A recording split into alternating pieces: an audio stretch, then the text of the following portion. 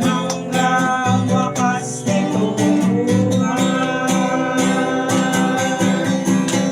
Dakila ka, O Diyos, sa habang panahon.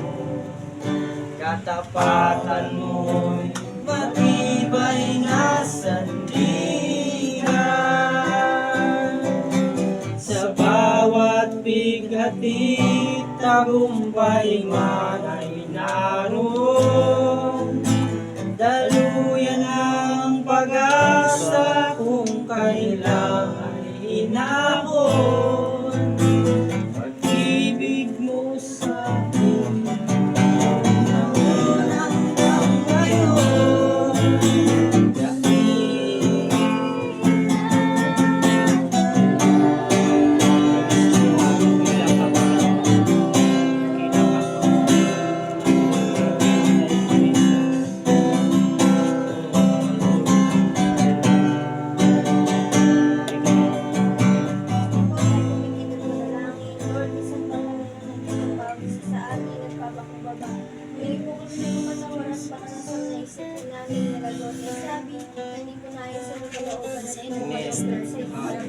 Maraming salamat sa gabing ito, Panginoon, dahil pinangalaman mo kami, Panginoon, na magkaroon ng Bible study dito, Panginoon. Naniniwala ko, Panginoon, na hindi aksidente na nagsama-sama kami dito, Panginoon, upang makinig ng iyong salita, Panginoon. Dalayan ko, Panginoon, na ang mga tao na dito, Panginoon, makakarinig ng iyong salita, Panginoon, hindi mo sila lalabas na mahina, kundi pinalakas mo, Panginoon. Maraming salamat sa gabing ito, in Jesus' name. Amen.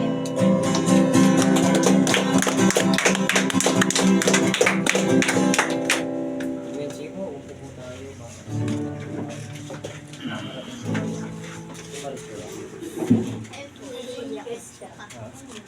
Nahihiya. Kasi na lang. Kaibigan. Sige, may Bible po rito. Teka, dito ka. Amen. May Bible po rito. Kopo kayo. Bible. Bayad. Bible kayo. Hindi tayo mag-aaral ng salita ng Diyos. Amen.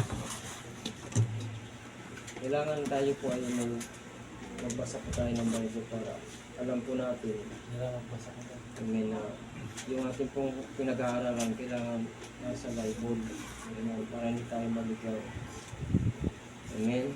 So una po sa lahat, nagpapasalamat po tayo sa Panginoon sa pagpilog po ng Diyos na magkaroon po ng gawain sa lugar na ito. Amen. Hallelujah. Ito yung simula. Kuya, simula ito. Tapos tutuloy-tuloy na tayo. Pag-pray natin ito. Amen. So, mapalad po yung tahanan na tinatanggap po ang salita po ng Diyos. Amen. Mapalad po yung mga tao na nakikinig po ng salita po ng Diyos. Amen. Sapagkat iba po yung tahanan na mayroong gawain ng Diyos. Amen. Kasi ang sabi nga po ng Biblia, upon this rock I will build my church, even the gate of hell cannot prevail against it. Amen. Okay, huwag ka na makiyan. Umupo ka na dyan. Amen. Praise God, di ba? So mapalad po kayo kasi una, nilog po ng Diyos na magkaroon ng gawain sa lugar na ito. Sabi nga ng anak ko, hindi po ito aksidente, kundi ito po inilog ng Diyos na muli magkaroon ng gawain sa lugar na ito. Amen. Kasi naalala ko si ate, nagkaroon kami ng gawain sa bahay niya. So ito yung first time ko yan nagkaroon ng gawain dito. Kasi alam ko si Pastor Benji, gumagawi po rito. Amen. Kasi mayroon siya dito membro, yung nag-ano naman, kapatira naman natin yan. Amen. Isa lang naman natin pinaglilingkuran, Bible din po. Amen. So bago tayo mag-aral, sandali tayo yumuko tayo po manalangin. Dakilang Diyos na makapangyarihan sa lahat. Nagpapasalamat po kami sa pag-aaralan po namin ng iyong salita. We believe po, Panginoon, ang salita mo ay hindi po nagbabalik na walang kabuluhan. Lord, akin pong sinasaway ang espiritu ng ingay sa lugar na ito na lumaya sa pangalan ni Jesus. Aking sinasaway ang espiritu ng pangunawa lumayas sa tahanan ito sa pangalan ni Jesus. Hindi ko wini-welcome ang espiritu ng istorbo sa lugar na ito sa pangalan ni Jesus. Right now, I declare. Father, I pray na i-cover mo po ng banal na dugo ang lugar na ito, Panginoon, ang apat na sulok ng tahanan ito. I pray, Panginoon, and I declare ang kapayapaan sa lugar na ito. Salamat sa iyong salita na pag-aaralan po namin. Lord, nangako ka sa iyong salita na 2 man o 3 nagkatipon sa iyong pangalan, ikay nasa aming kalagitnaan. Lord, salamat po. Pagpalain mong pamilyang ito na tumanggap na iyong salita. Hindi po ito mawawala ng kabuluhan, Panginoon. Sabat ito'y sinabi mo po, Panginoon. The labor is not in vain, Panginoon. Salamat po sa pangalan ni Jesus. Amen. So mag-aaral po tayo ng salita po ng Diyos. Ang ating po pag-aaralan ay salita po ng Diyos. Hindi ko po ito salita. Amen. Ako'y dinala lamang po rito para ako po magdala po sa inyo ng salita po ng Panginoon. Sabi ko nga po sa inyo, ang mundo po natin sa panahon po ngayon ay talagang totally damaged na po. Amen. Makikita po natin, kung bubuksan po natin yung TV pag binuksan natin, maririnig po natin diyan mga pangako, lalo na malapit ng eleksyon.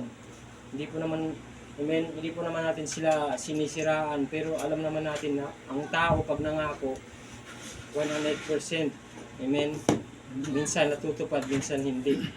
Pero ang sabi po ng Biblia sa bilang, sa Numbers 23:19, pag ang Diyos daw po nangako, ginagawa niya at tinutupad niya. Amen. Ganun po. Amen. So, ang ating pag-aaral ay salita ng Diyos, magandang balita. Wala pong ibang magandang balita kung di nasa Biblia. Amen. Kasi kung ikaw ay manunod ka ng balita, may stress ka lang, makikita mo maraming nagpapatayan dyan, nagkakaroon ng nakawan, makikita mo dyan yung magulang, nirape yung anak. So, wala ka makikita maayos. Pero pag salita ng Diyos yung pag-aaralan mo, may matututunan ka. Amen. So pag-aralan po natin, ano bang ibig sabihin ng born again?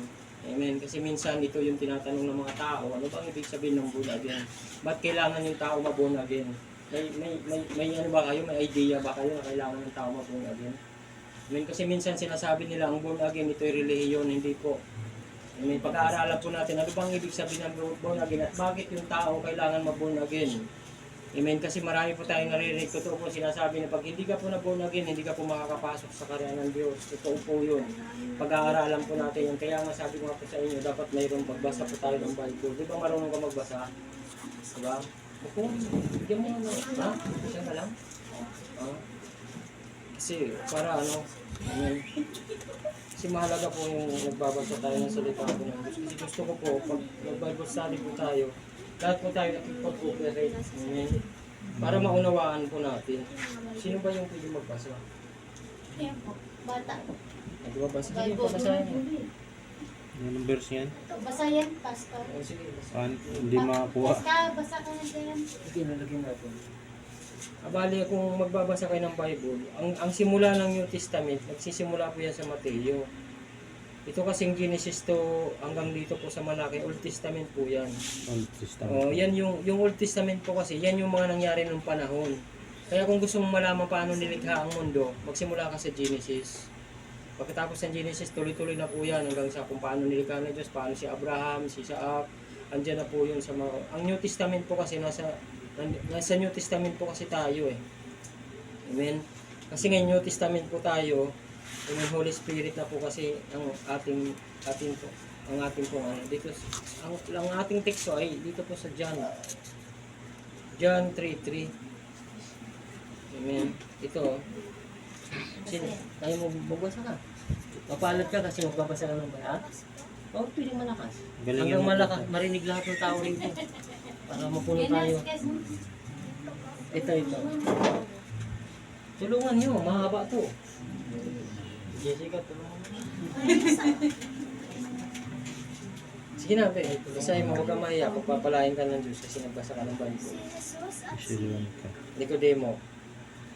may isang Pariseo Amen. na nangangalang Nicodemo na pinuno ng mga Judeo.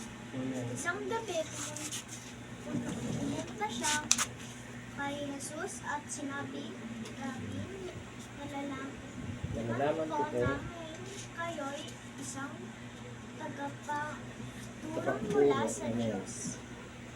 Sapagkat walang makakagawa ng mga himalang ginagawa ninyo kung wala sa inyo ang Diyos. Amen. Sumagot si Jesus, tandaan mo ang sinabi ko ito.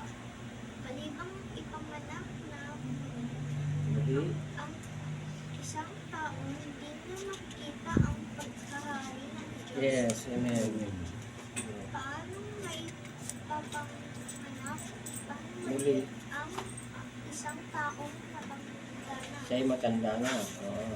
Makakapasok pa ba siya sa sinapupunan ng kanyang ina para muling ipanganak? Yes. Tanong ni Nicodemo. Sagot naman ni Jesus, tandaan mo ang sinabi kong ito. Ay, Ayan. Tama ito. malibang ang isang tao ay ipanganak sa pamamagitan ng tubig ng Espiritu, hindi siya makakapasok sa kaharian ng Diyos. Ang Diyos, taong ipanganak sa laman ay laman, at ang ipanganak sa Espiritu ay Espiritu. Huwag Sige. kang magtaka sa sinabi ko sa iyo. Kayong lahat ay kailangan ipanganak na muli. Umihip ang Yes. hangin. Kung saan ito ay mitong, nais at naririnig mo ang ugong nito. Ngunit hindi mo alam kung saan ang ito nanggaling at kung saan pupunta. Amen. Ganoon din ang bawat ipanganak sa Espiritu. Amen. Sige, ako na hanggang doon na lang. Amen. So, pagpalayan ang salita ng Diyos natin pag-aaralan sa gabing ito, sa pangalan ni Jesus. Amen. So, ang sabi po dito sa John 3:3, so mayroon po rito isang tagapagturo ng kasulatan. Isa po siyang paraseo. Pag sinabi pong paraseo, ito po ay pari. Amen. Ito ay tagapangaral po ng salita po ng Diyos. Amen. So, ang sabi po rito sa ating binasa, sinabinasa niya, anak mo ka. Ano po, ano? Amen. Sabi po rito, sabi po rito, may isang parasiyo na nagngangalang Nicodemo. So, ang pangalan po ng isang parasiyo ay si Nicodemo. Amen. Na pinuno ng mga Hudyo. Amen. Isang gabi, sabi niya, pumunta siya kay Jesus at sinabi, Rabbi. Pag sinabi pong Rabbi, ang tawag po doon ay guro. Amen. Nalalaman ko po na kayo isang tagapagturo mula sa Diyos sapagkat walang makakagawa ng himalang ginawa ninyo kung wala ang Diyos. So yung isang para sa iyo, pumunta kay Jesus Christ sa bahay ni Jesus Christ ng gabi. Amen. Alam niyo ba kung bakit siya gabi? Kasi ayaw po ng mga parases na tapagturo na yung during kasi ng si Jesus Christ nagme-ministeryo, yun yung mga kumakalaban sa Panginoon. Amen. Kasi sila yung tagapagturo. Kasi hindi nga nila naunawaan si Jesus Christ. Amen. Hindi nila naunawaan si Jesus Christ kasi ipinanganak na si Jesus Christ sa pamamagitan ng Espiritu. Amen. Ang akala kasi nila, ang pagkakakilala nila, siya ay tao lamang. Amen. Pero ipinanganak ang ating Panginoong Hesus sa pamamagitan ng Espiritu. Kasi maalala po natin, nung si Jesus Christ nagkatawan lupa, ginamit si Mary para magdalag tao si Mary, di ba?